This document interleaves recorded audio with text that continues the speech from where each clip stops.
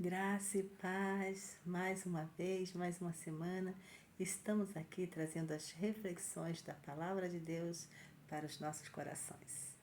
E nós estamos fazendo estas reflexões no livro de Neemias.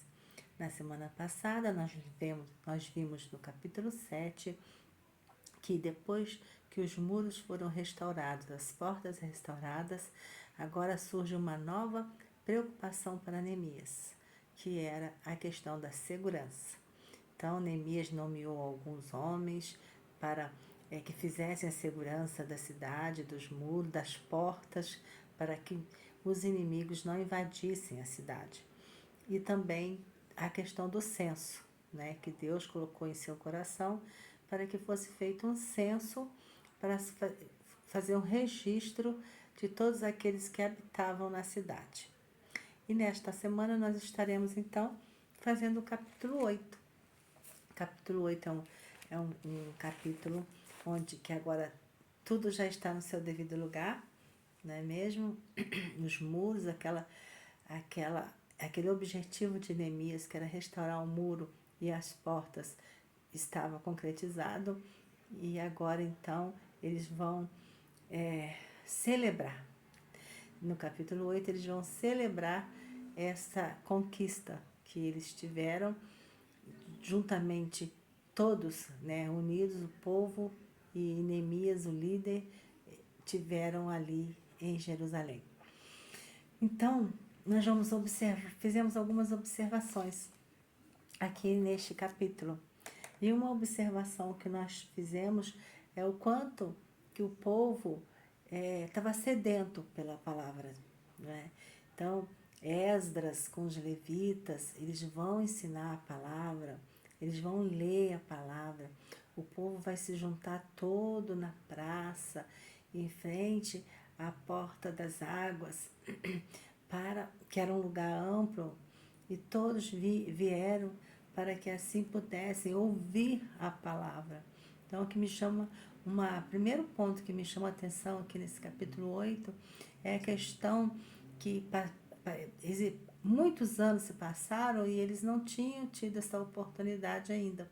Então, agora eles têm essa oportunidade de estarem todos juntos, em comunhão, para aprenderem, para escutarem a palavra, né, as leis. Então, Esdras vai ensinar a lei para o povo. A importância de se aprender, nós destacamos a importância da palavra de Deus, da Bíblia, de nós estarmos aprendendo, termos pessoas que nos ensinem, os nossos líderes, nossos pastores, não é mesmo?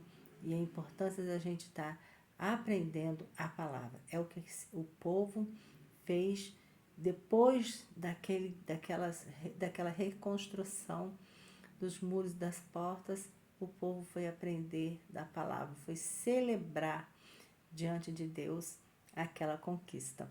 Então, eu vou ler aqui no versículo 3, que a gente vai ver isso que nós estamos falando, né? E leu no livro diante da praça, que está diante da porta das águas, desde alva até o meio-dia. Ora, eles ficaram, a alva dá a entender que seria aqui, umas 6 horas da manhã. Eles ficaram até meio-dia, passaram a manhã toda estudando a palavra, né? Ouvindo da palavra.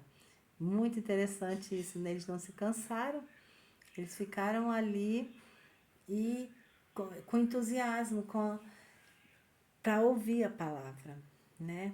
Perante homens e mulheres e os que podiam entender, e os ouvidos de todo o povo estavam atentos ao livro da lei. Então, eles estavam atentos, eles estavam com sede da palavra, eles estavam com fome de ouvir a palavra. E que esta sede, esta fome da palavra de Deus também possa alcançar os nossos corações. Que nós possamos viver a palavra, né? Comer a palavra, como Deus disse a João, e que ele comesse a palavra, não é? Então, e ele provou e viu que era o que? Doce como mel. E esse povo estava fazendo isso aqui. Ele estava se deliciando com a palavra. Que eles estavam muitos anos sem ouvir a palavra, né? Então, eles agora estavam tendo esta oportunidade. E que nós temos hoje esta oportunidade de estarmos com a palavra na mão.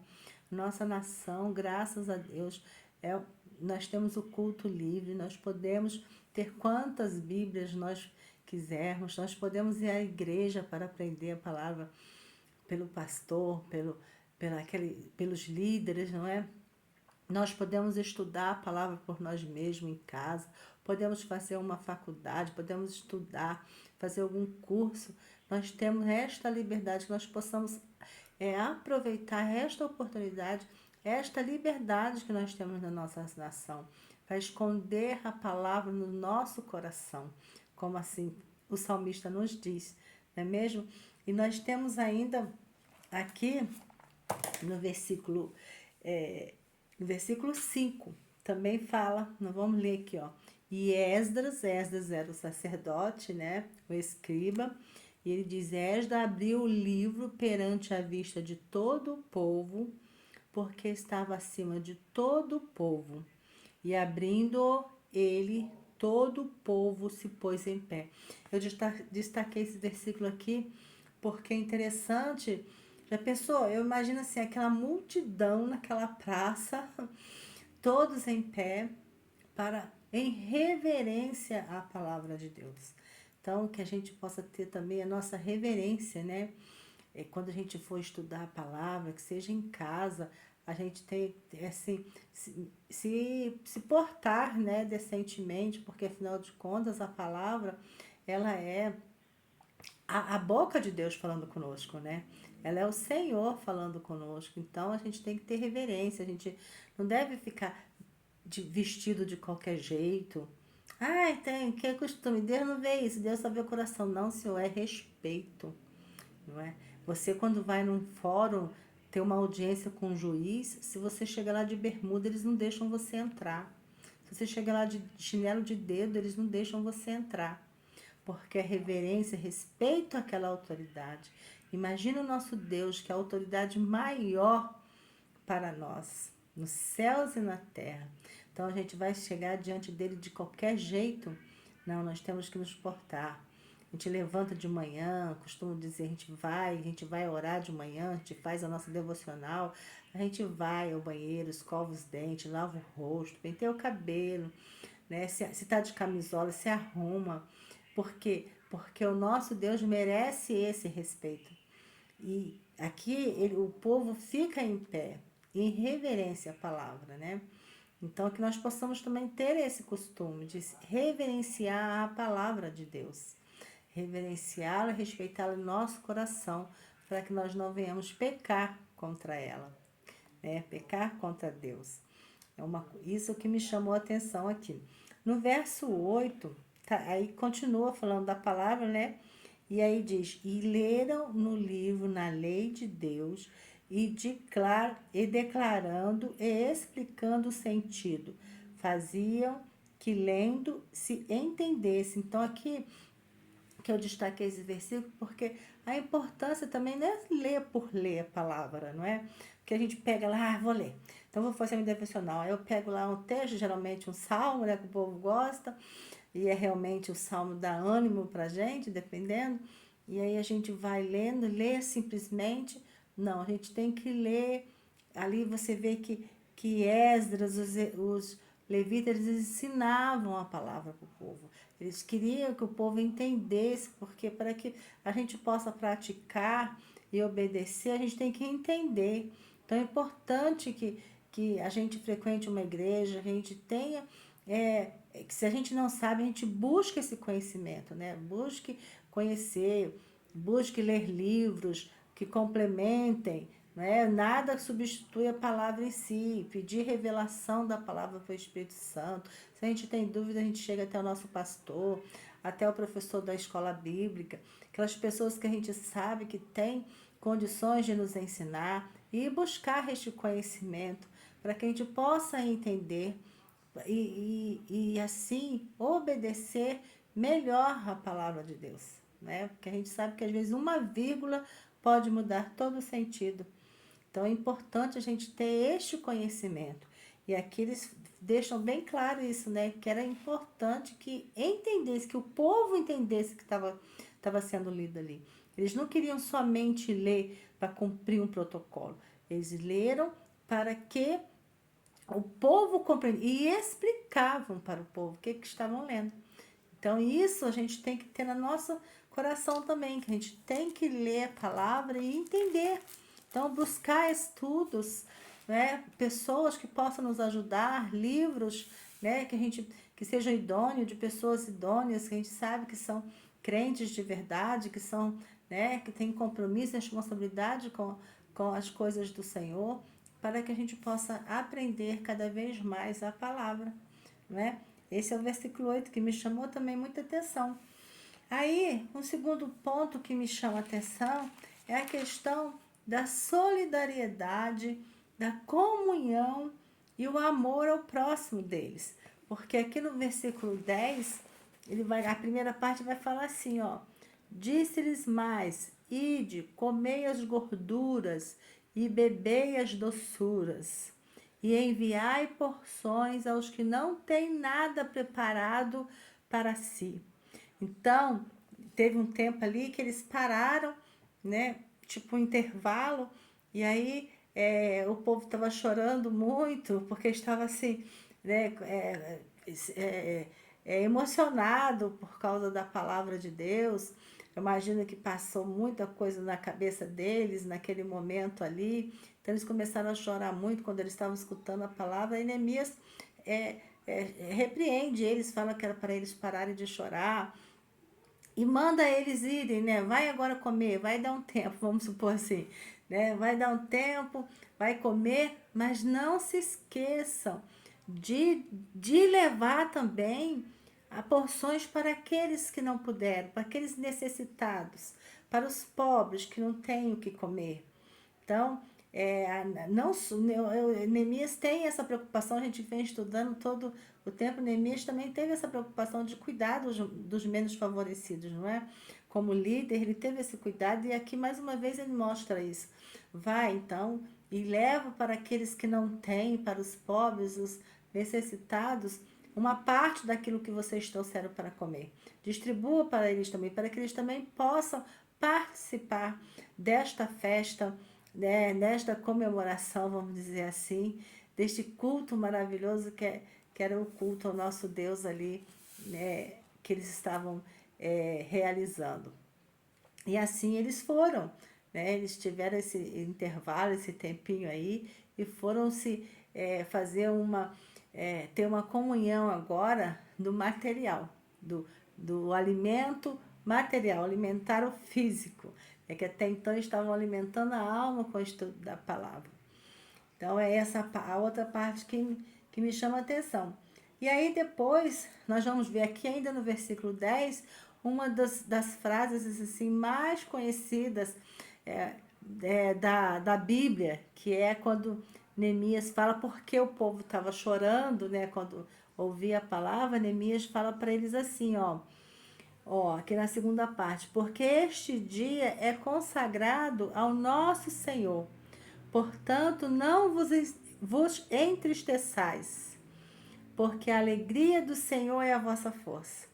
Então, olha que coisa linda, né? A gente cansa de ouvir este versículo, que não é um versículo inteiro, é só um trechinho dele, e é isso, né? Que ele estava falando com o povo estava ali chorando, estava triste, e ele fala: não vos entristeçais, a alegria do Senhor é a vossa força. Vocês chegaram até aqui, porque o Senhor ajudou vocês, fortaleceu vocês, porque aqueles muros foram restaurados em 52 dias. Você imagina só pelo poder do Deus dos céus, como Neemias diz, é que eles poderiam ter feito aquilo. E aí Neemias fala, né? Vocês foram cativos, vocês passaram por toda esta tribulação e agora vocês estão regozijando, estão colhendo, né, os frutos disso. Então não tem por que ficar triste. Vocês têm que se alegrar, porque se vocês chegaram até aqui, porque o Senhor teve com vocês, ajudando e fortalecendo. Eu entendo que nessa frase de Neemias tem tudo isso aí que eu acabei de ler. E aí o versículo 11 continua, né? Os levitas falam para eles, né? E os levitas fizeram calar a todo o povo, dizendo: calai-vos, porque este dia é santo. Por isso não vos entristeçais. E aí os levitas reafirmam aquilo que Neemias estava dizendo no versículo 10, mandando o povo não ficar triste, porque aquele dia ali era um dia que estava sendo santificado para Deus, era um dia de regozijo, de celebração. E é isso que isso me faz lembrar do Salmo 126, né? Aquele Salmo 126, vou até procurar aqui para a gente ler um trechinho, quando o salmista fala, né? De quando eles voltam de Sião, né? Quando o Senhor trouxe do cativeiro os que voltaram a Sião, estávamos com os que sonham. Então a nossa boca se encheu de riso e a nossa língua de cântico. Então se dizia entre os gentios: grandes coisas fez o Senhor a estes. Grandes coisas fez o Senhor por nós, pelas quais estamos alegres. Traze-nos outra vez, ó Senhor do cativeiro, como as correntes das águas do sul. Os que semeiam em lágrimas cegarão com alegria. Aquele que leva a preciosa semente, andando e chorando, voltará sem dúvida com alegria, trazendo consigo seus molhos. Então, era isso que estava acontecendo ali agora, né? Eles estavam celebrando, era um dia de alegria, porque eles tinham saído do cativeiro, a cidade já estava sendo reconstruída, os muros reconstruídos, o templo reconstruído, as portas reconstruídas. Então era um motivo de regozijo, não era motivo para choro, né? Por isso que Neemias pede para eles, os levitas pedem para eles ficarem quietos, para que assim eles pudessem se alegrar no Senhor. Deus é um Deus de alegria, né? Todo o tempo ele fala sobre isso. Nós devemos nos alegrar.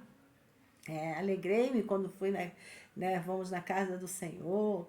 E aí um quarto ponto que eu destaco, que nós destacamos aqui, é a festa dos tabernáculos, lá a partir do capítulo 13, do versículo 13, que a gente vai ver que essa festa do tabernáculo, eles ali vão celebrar, eles vão lembrar dessa festa. Na última vez que havia tido essa festa, foi na época de Josué ainda, lá no versículo 17, ó. E toda a congregação dos que voltaram do cativeiro fizeram cabanas e habitaram nas cabanas, porque nunca fizeram assim os filhos de Israel, desde os dias de Josué, filho de Num, até aquele dia. E houve muito grande alegria. Então o povo aqui já estava alegre, né? E eles puderam lembrar. A última vez, então, já tinha se passado muito tempo que eles não faziam aquela festa do tabernáculo.